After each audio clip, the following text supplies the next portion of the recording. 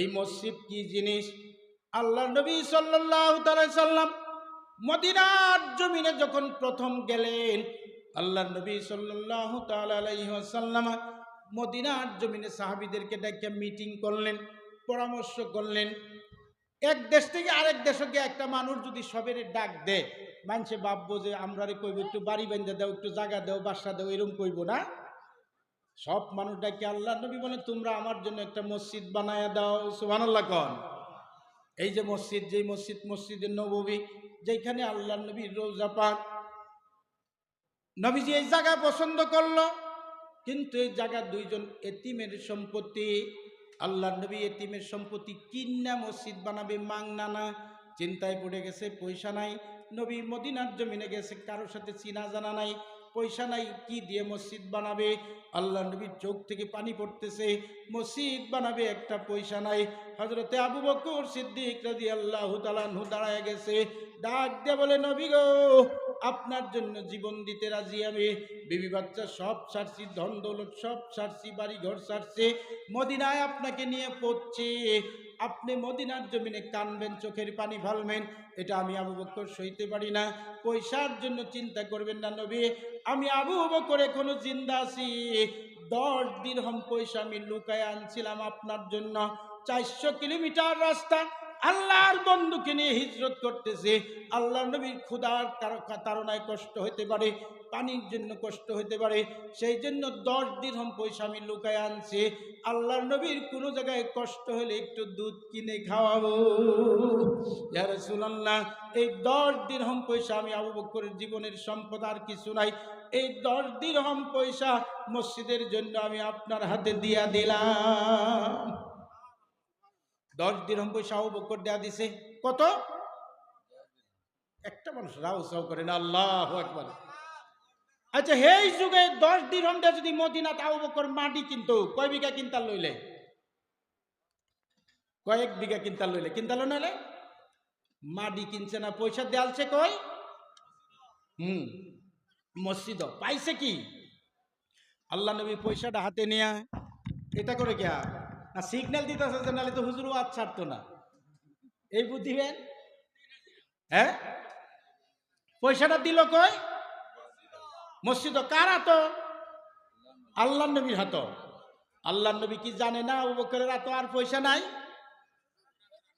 আল্লাহ নবী সাল্লাল্লাহু তাআলা আলাইহি ওয়াসাল্লাম এই পয়সাটা হাতে নিয়ে দেখে আর চোখের পানি ফেলায়, আর বলতেছে আবু বকর গো, সব ছাড়লেন আমার জন্য, বাড়িঘর সব ছাড়লেন, বিবি বাচ্চা ছাড়লেন, 10 দিরহাম পয়সা আপনার জীবনের সম্পত্তি, তাও বুঝি নিজের জন্য রাখলেন না, তাও আমার হাতে মসজিদের জন্য দান করে দিলেন।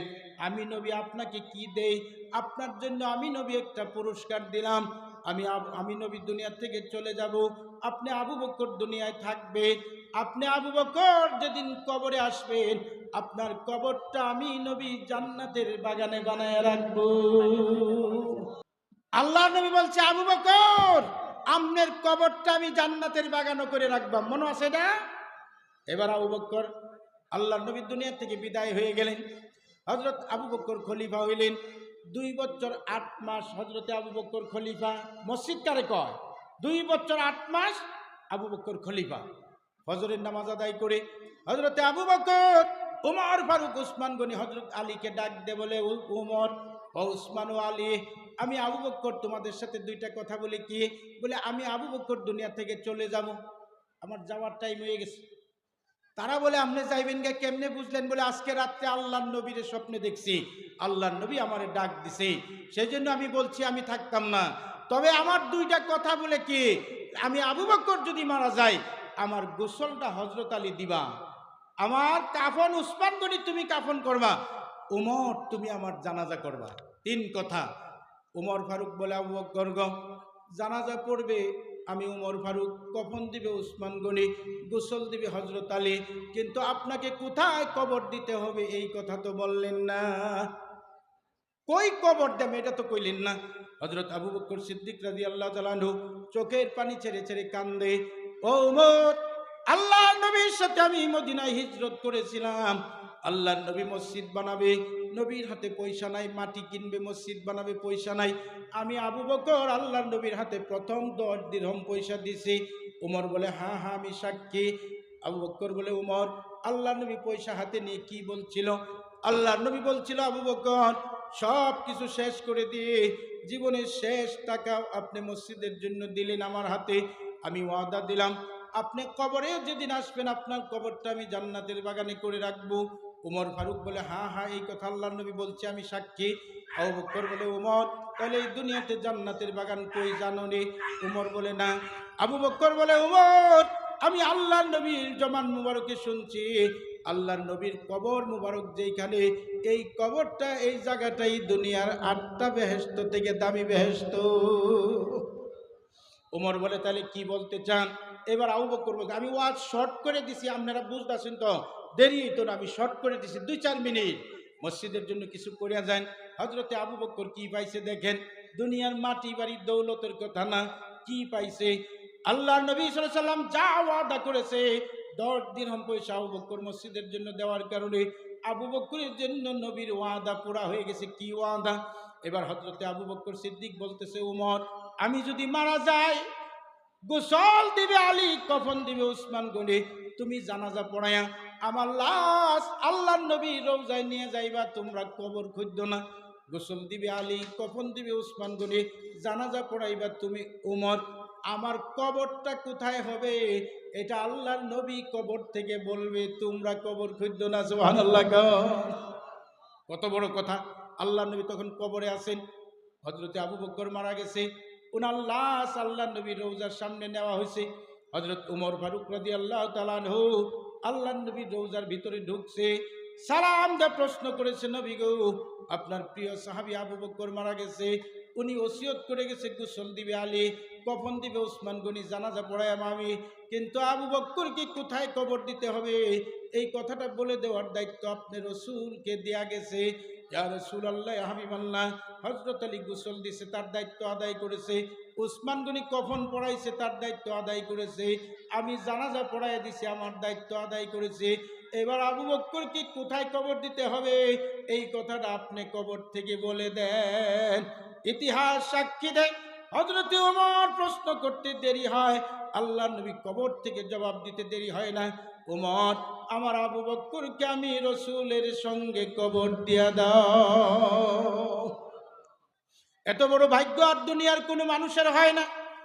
পূর্ব দিকে আল্লাহর নবী সাল্লাল্লাহু আলাইহি সাল্লাম, আমরা মানুষ মরলে উত্তরে মাথা দক্ষিণে পাও দেই, আল্লাহর নবী পশ্চিমে মাথা পূর্ব দিকে পাও করে মদিনায় শুয়ে আছে। আল্লাহর নবীর এক হাত বামে এক হাত পৈতারে, হযরত আবু বকর আল্লাহর নবীর কোলে ঘুমাইতেছে। সুবহানাল্লাহ। চিরকাল আল্লাহর নবীর চেহারা দেখতেছে, নবীর শরীরের জান্নাতি হাওয়া আবু বকর পাইতেছে। 10 দিরহাম পয়সা মসজিদে দেওয়ার কারণে আল্লাহ তাআলা আবু বকরের কবর নবীর সঙ্গে করছে। সুবহানাল্লাহ। আমরা লাভ কি? আমরা তো মদিনায় কবর হবে না, মদিনায় মরণ হবে না। আবু বকরের আমলের সাথে মিলায়া আমরাও যদি জীবনে আল্লাহর ঘর মসজিদের সাথে কিছু করে যাই, আল্লাহর কাছে একটা দাবি করতে পারবো, বলে আল্লাহ এই দেশের যে কোনো কবরস্থানে মানুষ যেদিন আমার কবর দিবে, এই কবরের ভিতর দিয়ে মদিনা পর্যন্ত, আমার কবর থেকে মদিনা পর্যন্ত মাটির ভিতর দিয়া আল্লাহ তুমি একটু সুরাগ বানায়া বিশ্ব নবীর কবরের হাওয়া আমার কবরে পৌঁছাই, আমার কলিজা ঠান্ডা করো। বিশ্ব নবীর চেহারা যেন মাটির ভিতর দিয়ে সুরাগ বানায়া, এই সুরাগ দিয়ে আমি কিয়ামত পর্যন্ত আল্লাহর নবীর চেহারা আবু বকর যেভাবে দেখতেছে, আমি যেন এই দেশের জমিনের মাটির তল দিয়া আল্লাহ তুমি সুরাগ বানায়া দিয়া বিশ্ব নবীর চেহারাটাও আমারে দেখায়ও। আল্লাহ এটা পারবো কি পারতো না? জোরে কোন পারবো কি পারতো না? মাটির ভিতর দিয়ে সুরাগ বানায়া আল্লাহ মদিনার কবরস্থান রসুলের কবরের হাওয়া আল্লাহ আমার কলিজায় দিতে পারবো? জোরে কোন দিতে পারবো? মাটির ভিতর দিয়ে সুরাগ বানায় আল্লাহর নবীরে আমারে আল্লাহ দেখায় দিতে পারবো? এই তিন আর বিশ্বাস নেই বাবা। আবু বকর 10 দিরহাম পয়সা আল্লাহর নবীর হাতে দিয়া নবীর কাছ থেকে ওয়াদা আদায় করে নিছে, আল্লাহর নবীর সঙ্গে আবু বকরের কবর হয়ে গেছে। সেই